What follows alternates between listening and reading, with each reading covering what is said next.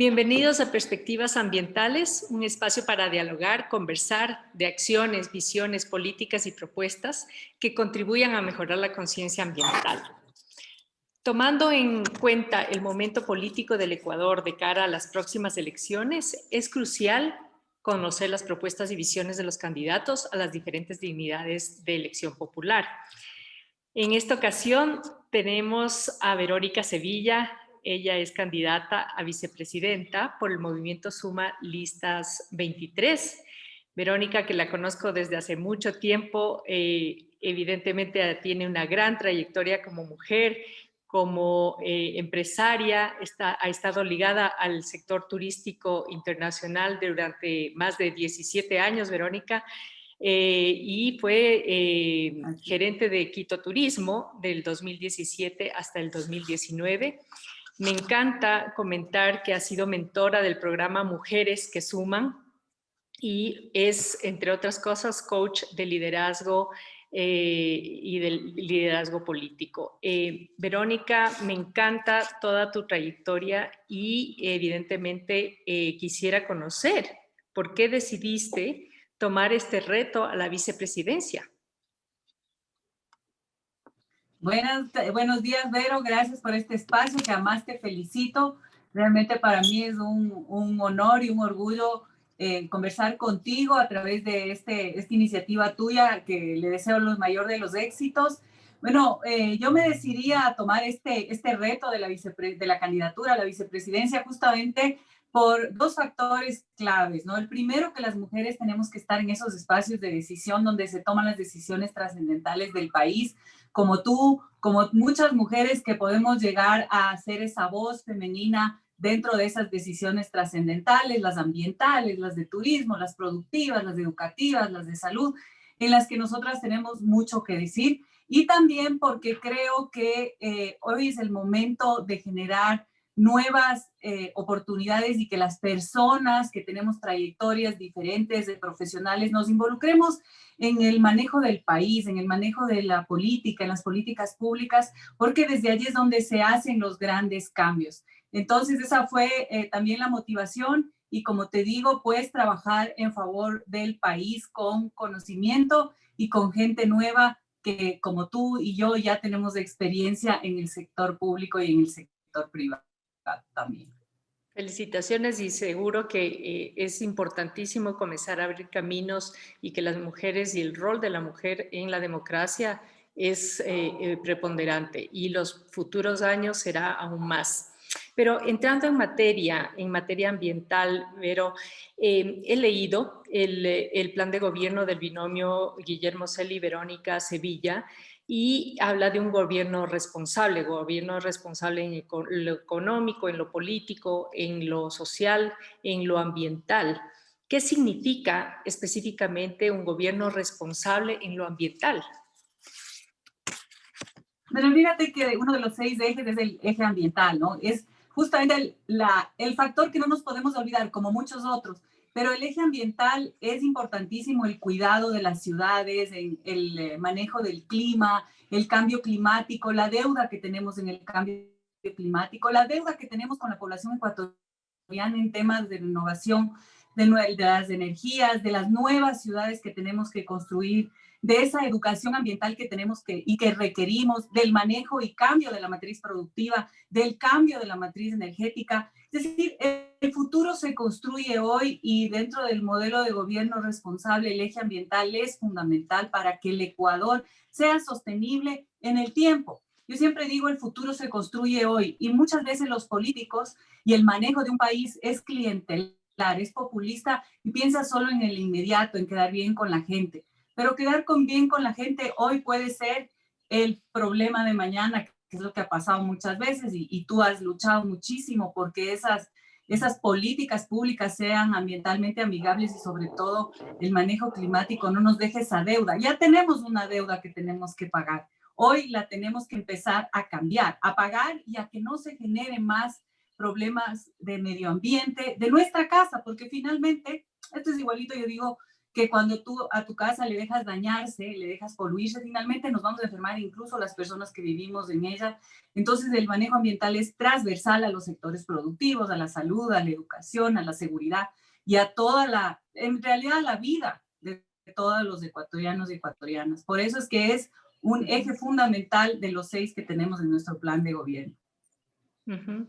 Sí, y concuerdo contigo que es un eje transversal. Muchas de las personas no lo ven así, lo ven como un trabajo en silo, por ahí en lo ambiental y el resto del mundo, ¿no es cierto?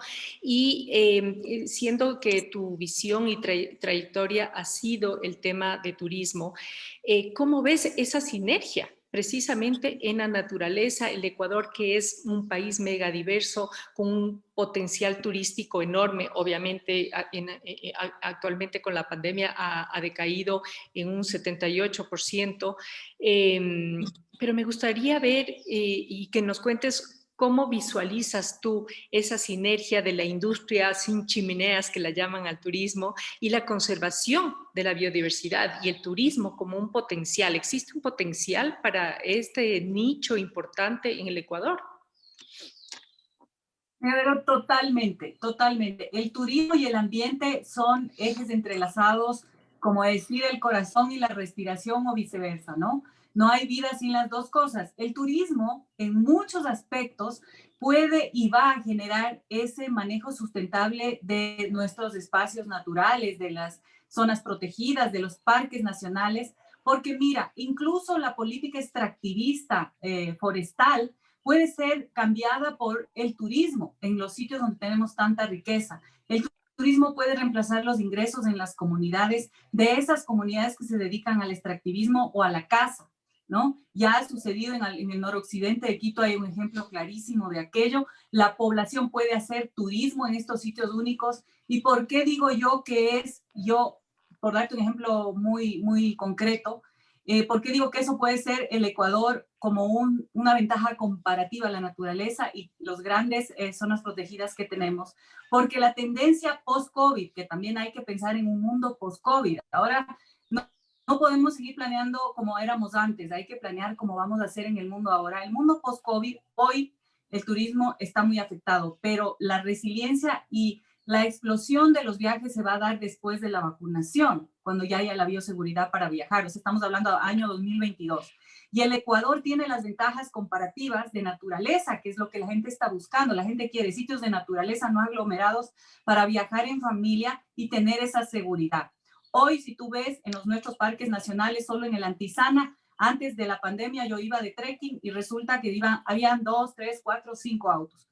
La última vez que fui, habían 50 autos. Todas las familias quieren salir a espacios abiertos. Entonces, también hay que hacer un plan de manejo clarísimo de las zonas naturales para el turismo y de esta manera generar ese buen manejo de esta relación turismo-naturaleza, ¿no? En las ciudades también, bueno, el manejo de desechos, hay que planificar. El turismo de naturaleza tiene que ser planificado, con control de cargas de turismo, con manejo de desechos sólidos, con políticas justamente de cuidado y de lo que se llama el give back, o sea, entregar a la naturaleza cuando tú usas el destino para el turismo, entregar recursos del mismo turismo para que ese lugar se haga sustentable y que tenga el presupuesto necesario para todos los manejos que requiere cuando tiene una carga de turismo. Uh-huh. Pero yo estoy totalmente de acuerdo contigo y creo que las crisis generan oportunidades y definitivamente esta es una oportunidad para prepararse y yo le veo con un gran potencial para el turismo en este sentido, basado en la naturaleza. ¿Qué condiciones debería tener el Ecuador para ser un destino de turismo de naturaleza? ¿Es esa en realidad la vocación del Ecuador? Porque todavía seguimos hablando de un país que le apuesta al petróleo, que le apuesta a la minería, cuando de pronto deberíamos estar pensando en una transición del Ecuador hacia algo más. Costa Rica en los años 50 le apostó a la naturaleza. Y fue una política de Estado hasta ahora, ¿no? Y siempre he escuchado que el Ecuador tiene mucho más que ofrecer que Costa Rica, pero no hay una política de Estado desde hace mucho tiempo sobre esto. ¿Qué opinas tú sobre, tiene vocación el Ecuador para para hablar sobre un turismo y una industria turística basada en la naturaleza? Y el Ecuador tiene vocación aún mayor que la de Costa Rica, que la de muchos destinos. La misma Colombia, en el año 2010, cuando yo abrí las oficinas de Metropolitan Touring en Sudamérica, pude conocer muchos destinos de naturaleza, Colombia, Perú, Chile, Argentina, Brasil incluso, y vi las ventajas competitivas que tiene Ecuador, las tengo sumamente claras. El problema ha sido que el turismo ha sido un comodín político que ha servido para el populismo, para decir que somos el lindo lugar, pero nunca ha habido un plan y una con nuestro gobierno, con Guillermo Celi, con Suma 23, es justamente hacer un nuevo plan de desarrollo. Ese nuevo plan de desarrollo del país tiene que incluir el turismo, tiene que incluir el manejo sustentable de la energía, tiene que incluir el reemplazo de la energía del petróleo por energías renovables, tiene que incluir el manejo de residuos y todos esos aspectos, el cambio de la matriz de la movilidad. ¿Por qué no pasamos a una movilidad eléctrica que tú tanto has promocionado y has trabajado para una movilidad eléctrica? Eso tiene que estar en un plan de desarrollo y el turismo es parte de ese nuevo plan de desarrollo, porque, como te digo, el turismo da la oportunidad de reemplazar esas actividades extractivistas. Para darte un ejemplo, Colombia en el año 2010 ingresaban 2.200 millones de dólares a la economía por turismo. En 10 años, en 9 años, en el 2019 ingresaron 6.600 millones de dólares a Colombia por turismo, para que veas cómo puede haber un desarrollo importantísimo con plan, con estrategia, con visión clara, con desarrollo de producto, con capacitación y con educación para que el turismo se pueda promover a nivel mundial. Hay que aprovechar, como tú bien dices, ese tiempo que efectivamente el turismo ha bajado para prepararse. Y eso es lo que no está haciendo este gobierno. Y hay que hacerlo y lo vamos a hacer en el año, desde que ingresemos en mayo del 2021. Definitivamente hay que prepararse porque el 2022 la gente va a salir a viajar de una manera exponencial y hay que preparar la conectividad, hay que preparar el movimiento, hay que preparar el producto, la bioseguridad y la capacitación. Y otra cosa que te quiero decir, las comunidades indígenas, las comunidades rurales que viven fuera de las ciudades, también tienen que tener turismo y se puede hacer a través de grandes rutas de caminatas o de bicicleta que no generan carbono y que además pueden ser carbono neutro y llegar a esas comunidades que deben estar preparadas para recibir el turismo. Lo hace Perú, lo hace Bolivia, ¿por qué el Ecuador no lo puede hacer? Es decir, tenemos mucha riqueza, como tú dices, que tenemos que ponerlo en valor a través de un desarrollo de producto turístico pensado, estratégico, que nos lleve a posicionarnos en el mundo, porque esa es otra cosa. No podemos seguir viendo el turismo desde nuestra casa. El turismo tiene que ser visto desde la luna, porque son más de 180 países que te ofertan diferentes cosas. Entonces, eso es lo que el Ecuador tiene que hacer en temas de turismo. Creo que el cambio, como te digo, del plan de desarrollo tiene que incluir estos aspectos y definitivamente el Ecuador tiene mucho para crecer en ese sentido. Definitivamente. Me encanta esto de ver desde la luna, porque desde la luna se puede apreciar otra dimensión y justamente quiero pasar a la parte global.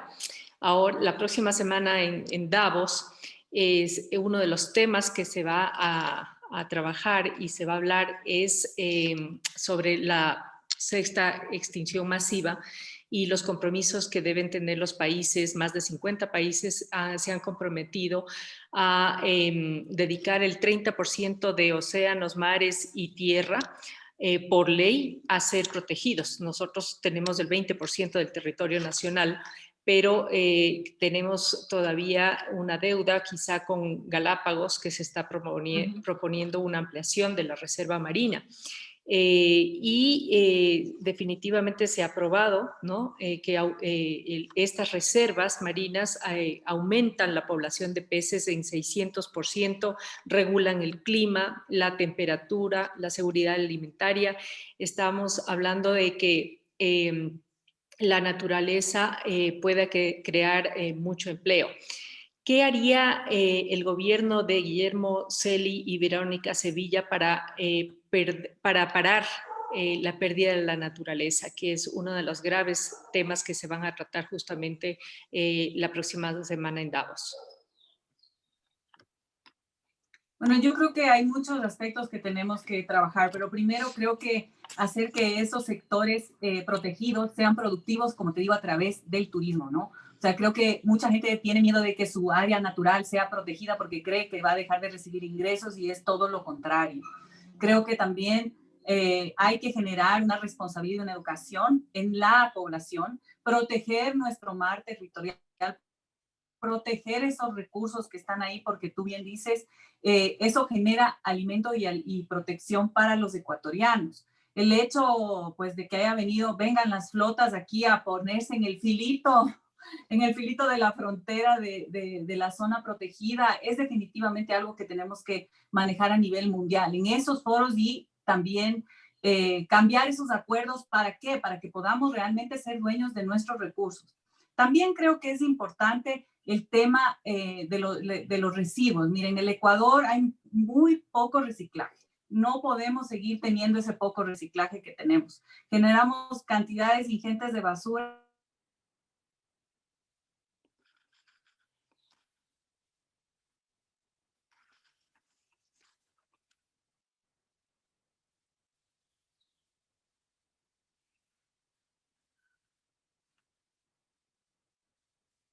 Tenemos que decirlo, y tú conoces y has luchado tanto por aquello. Y tenemos que traer esas empresas que nos ayuden a manejar de manera técnica los residuos, que nos ayuden a generar riqueza para el Ecuador a través del ambiente mismo. Y se lo puede hacer, pero no ha estado en el radar de ningún gobierno, porque como tú dices, es como,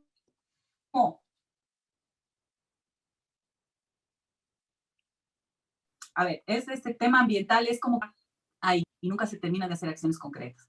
En ese sentido, tenemos que proteger nuestro mar, tenemos que proteger la seguridad alimentaria, porque fíjate que además hay mucho pescador por ahí que se lleva los recursos y que de pescadores, obviamente, que luego termina siendo como un mercado negro. Esto también hay que controlar. Definitivamente creo que en ese sentido el Ecuador todavía le falta mucho. Tenemos que trabajar con gente muy técnica, con los multilaterales, para traer esa tecnología que aún en el Ecuador no existe. Mira, yo en Costa Rica estuve en el año 2013 y ya estaban reemplazando por energía eólica su energía eléctrica. Aquí Así es. estamos en pañales, ¿sí? El Sí. tema del cambio de la matriz de los vehículos o de la movilidad a matriz eléctrica, tú verás que no tenemos ni siquiera las famosas electrolineras. Eso debería ser una política pública, ¿no? El tema de eximir de Así es. impuestos o dar incentivos a proyectos ambientales también es importantísimo. Esas son acciones que hay que hacerlas de inmediato, entre muchas otras, pero el ambiente tiene que ser un eje central en el proyecto del nuevo plan de desarrollo, como te digo, para que hayan acciones concretas y beneficios para todo lo que son iniciativas en favor del ambiente.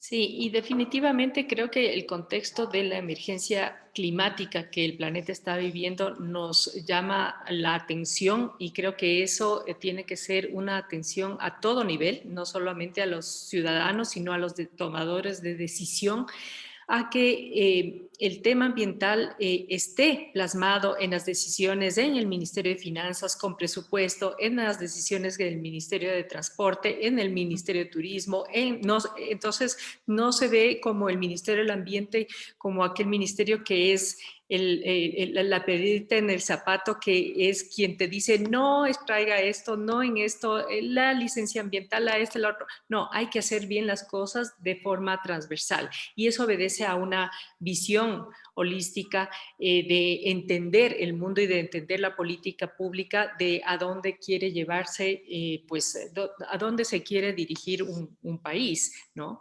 Entonces, el tema de la joya de la corona a mí me preocupa enormemente Galápagos, porque el sábado ya están de nuevo las flotas de los pescadores chinos y realmente la propuesta de ampliación de la reserva creo que es algo que se viene pidiendo desde hace mucho tiempo por los mismos moradores de Galápagos y por todo el país.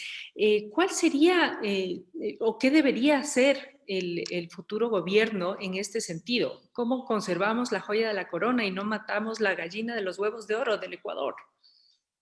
Bueno, lo que pasa, yo creo que hay un concepto de que lo ambiental está peleado con lo productivo. Eso creo que es lo primero que hay que eliminar. O sea, hay que ser recursivo y transformar lo ambiental en algo que te genere producción, ¿no? Como el caso del turismo, por ejemplo. En Galápagos tenemos el caso claro de la reserva de Galápagos y su ampliación, que a ratos parece que está peleada con la producción pesquera. Entonces hay que tener claro y hay que trabajar claramente el tema de la ampliación de la reserva con también la producción pesquera nuestra, pero el hecho de que la producción pesquera nuestra también llevada a otros países, sabemos que China está, algunos dicen depredando, yo sí creo que definitivamente es grave el tema de la pesca de tiburón en el arrastre, eso también es una cosa gravísima. El tema de la aleta de tiburón, el tema de la pesca en el Ecuador es un tema importante. El tema de Galápagos yo creo que va más allá solamente de que sea la joya de la corona. O sea, en temas de turismo, por ejemplo, siempre ha sido la joya de la corona y de hecho en el mundo turístico Galápagos nos puso ahí como, es como el ancla, ¿no? Es el destino ancla que derrama a todo el país, pero hoy el continente recibe 3 y 4 veces más turismo internacional que Galápagos. Entonces, ¿qué podemos hacer con nuestra pesca? Eso es trabajarlo con los gremios, es trabajarlo con gente experta, es trabajar y buscar que esa reserva realmente sea ampliada, pero que también tenga consenso con la producción pesquera nacional. Yo sé que a ratos parece que eso no va de la mano, pero yo creo que sí se puede llegar a un verdadero acuerdo. Y definitivamente creo que Galápagos tiene que ser protegido. Galápagos no es solo la joya de la corona del Ecuador, Galápagos es la joya de la corona del mundo. No hay un destino Así como es. Galápagos en ninguna parte del planeta. O sea, ni siquiera hay islas en Seychelles, en otros lugares que de alguna manera dicen que se parecen, no se parecen en nada. Entonces, definitivamente, además, no solo es una riqueza biológica, una riqueza ambiental, pero también es una riqueza científica a la que tenemos que proteger. Entonces, definitivamente, pero jamás tiene que estar peleado. Yo sí creo que hay soluciones, yo sí creo que hay soluciones y en eso estamos comprometidos en trabajar para esas soluciones, no solo para Galápagos, sino para todos los problemas ambientales del Ecuador, que en algún punto también nos enfocamos en Galápagos, pero fíjate que también tenemos una cantidad ingente de polución, tenemos este problema de las áreas protegidas, que la gente no quiere que las áreas sean protegidas porque dicen que les van a quitar sus ingresos, tenemos el problema de deforestación en la Amazonía del que nos estamos olvidando y que sigue creciendo la frontera agrícola y seguimos perdiendo oxígeno. Eso también tenemos que dar incentivos a esas poblaciones para que reemplacen sus actividades extractivas. Eso es un tema importantísimo. Por eso yo creo tanto en el turismo, tanto en la artesanía, tanto en otras actividades que no son las tradicionales para generar ingresos. Pero para eso se necesita visión, se necesita un plan nuevo, se necesita acciones claras y se necesita trabajar con los expertos de ambiente y también con las comunidades para que entiendan que reemplazar sus actividades extractivas pueden generarles aún más ingresos con actividades nuevas no tradicionales. Definitivamente, eso me trae a colación un ejemplo que siempre comento en mis entrevistas porque es real. Una persona tiene una concesión minera en Pacto, mientras tanto la panela de Pacto está dando está dando trabajo a más de 4.000 personas indirectamente y estamos exportando ya a Francia panela orgánica. Entonces, ahí te das cuenta la dimensión de que el potencial turístico, pero además sumado con la conservación de los recursos, puede ser mucho más interesante en términos de ingresos para el país y para las comunidades, ¿no? Que generas y que puedes sacar mucho del desempleo y de la pobreza. Estados Unidos está trabajando en un New Green Deal. Vamos a ver con el presidente Biden qué es lo que propone. De acuerdo va a ingresar al Acuerdo de París. La Unión Europea está trabajando por una Green New Deal post pandemia. Yo creo que el Ecuador debería pensar en un acuerdo, así como estamos hablando de un acuerdo por la salud, deberíamos estar hablando de un acuerdo por la naturaleza. y yo te pongo esto en la mesa para debatir, para conversar, para discutir, y sería interesante si ustedes obviamente llegan a la presidencia y vicepresidencia en comenzar a pensar en esto. Y si no es así, de todas maneras comenzar a pensar en que el Ecuador debería tener un acuerdo a largo plazo sobre este tipo de temas, en que todos aportemos y vayamos a una política de Estado en este sentido. Vero, se nos está terminando el tiempo. Yo quisiera preguntarte si tienes algún mensaje específico importante para todos los que nos están escuchando, especialmente a todos los que se han unido a esta cruzada por el ambiente y en las redes sociales que ahora nos dan esta gran oportunidad de llegar a quienes mucha gente antes no habíamos llegado. Entonces, pues cuéntanos, ¿cuál es tu mensaje final? Bueno, primero agradecerte a ti, Vero, por este espacio y felicitarte. Y como te dije al inicio, desearte el mayor de los éxitos. Creo que el tema ambiental para nosotros es un tema transversal a todos los otros aspectos de un gobierno y de un plan de desarrollo. Ya no podemos dejar al ambiente flotando a la deriva de las necesidades o de la política pública que convenga al gobierno de turno. Con nosotros eso no va a suceder, por eso lo hemos hecho un eje principal de nuestros 6 ejes en nuestro plan de gobierno. Nosotros sí queremos cuidar esta casa, queremos pagar esa deuda ambiental y nosotros sí vamos a cuidar y reemplazar las actividades productivas necesarias y transformarlas en favor del ambiente. Así que con nosotros, con Suma 23, con Guillermo Celi, sí somos ambientalmente conscientes y queremos un Ecuador limpio, un Ecuador sano para todos los ecuatorianos a través de esta maravillosa casa que nos ha dado el mundo, que es el Ecuador, que tiene tanto en temas ambientales y que, como tú dices, el Ecuador entero es la joya de la corona del mundo y hay que cuidarlo. Así es. Bueno, muchas gracias, Vero Sevilla, por este espacio, por este tiempo. Esperamos que los candidatos puedan cumplir con lo ofrecido y sus planes. Con esto cerramos este espacio, agradeciéndote una vez más por acompañarnos y nos vemos en una próxima oportunidad en Perspectivas Ambientales. Muchas gracias.